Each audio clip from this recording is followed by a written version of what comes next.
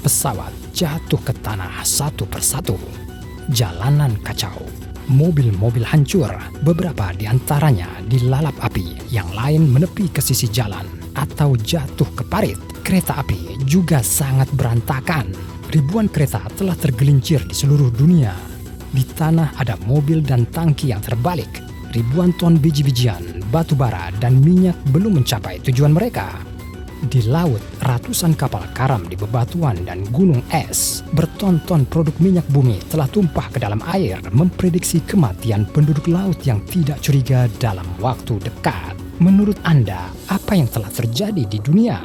Semua umat manusia baru saja menghilang dari bumi. Sebenarnya, ada banyak video di internet tentang hilangnya umat manusia dari planet kita. Bahkan ada film dokumenter, tetapi semuanya mensimulasikan situasi di mana orang telah menghilang selamanya. Anda mungkin pernah menontonnya sebelumnya. Hari ini, saya ingin memberitahu Anda apa yang akan terjadi jika umat manusia menghilang 24 jam saja.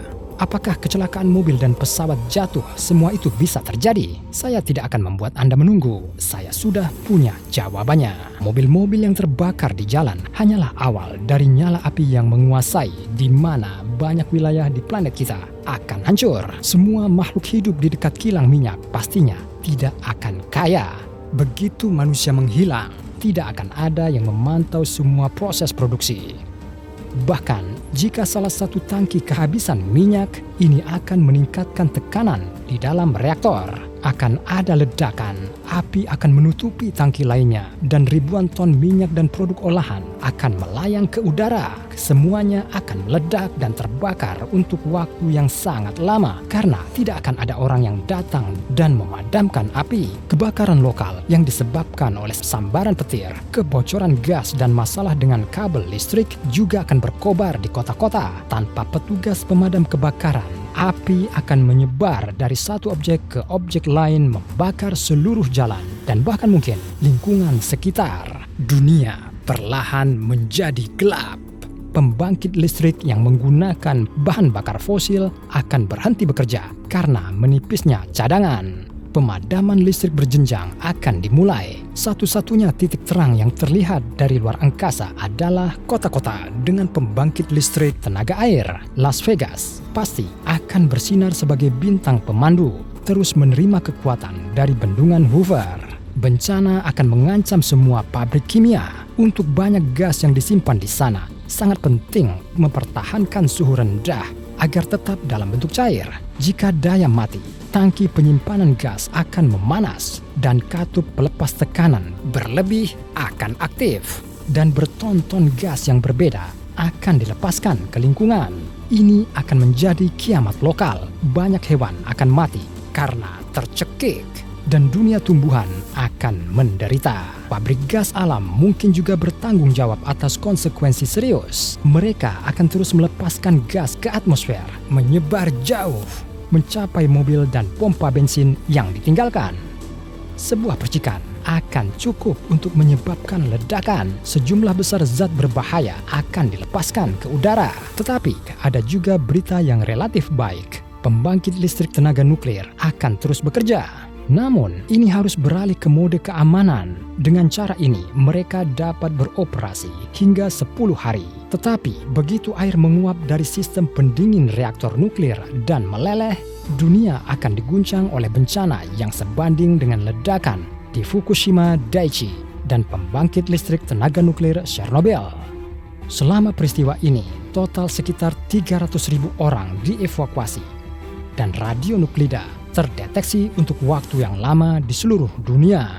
Pompa yang mendorong air bawah tanah akan berhenti agak cepat, dan terowongan kereta bawah tanah akan kebanjiran.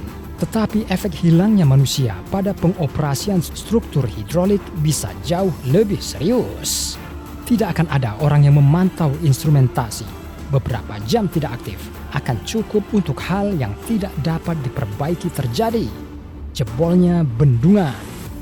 Situasi bisa berkembang dengan kecepatan kilat dan tidak akan ada yang menghentikan aliran air yang deras. Ini berarti bahwa wilayah luas bisa tenggelam. Hutan dan ladang akan hancur, hewan akan menderita lagi. Di plant dan pabrik, jalur produksi akan terus beroperasi tanpa manusia dan dalam kekacauan total. Barang dan produk akan tertumpuk di jalur konveyor. Banyak proses yang telah dimulai akan berlanjut sepanjang hari hingga peralatan menjadi terlalu panas atau sistem mengalami crash. Dengan pemadaman listrik, pabrik-pabrik akan sepi, tetapi itu tidak akan segera terjadi. Rantai retail setelah pemadaman listrik juga akan menderita kerugian besar. Situasi ini akan sangat akut untuk pertanian kecil dan toko yang tidak memiliki generator listrik sendiri untuk mempertahankan suhu yang diinginkan di lemari es mereka. Apakah 24 jam ini akan membuat alam sedikit beristirahat atau tidak adalah pertanyaan besar. Pabrik dan kompleks perumahan akan terbakar di kota-kota besar. Mobil rusak akan membara di jalan dan menghasilkan residu bahan bakar. Udara akan dipenuhi asap. Pinggiran kota akan tetap relatif tenang, terlepas dari kebakaran hutan sesekali. Setidaknya deforestasi akan berhenti di sini. Sekitar 40 juta pohon akan diselamatkan setidaknya untuk satu hari. Kira-kira 300.000 hiu akan dapat hidup sehari lebih lama. Tidak akan ada yang menangkap mereka untuk sup sirip hiu. Dan hampir tidak mungkin untuk menghitung berapa banyak ikan dan anggota lain dari rantai makanan manusia yang diselamatkan. 24 jam tidak akan membawa perubahan positif bagi flora dan fauna bumi.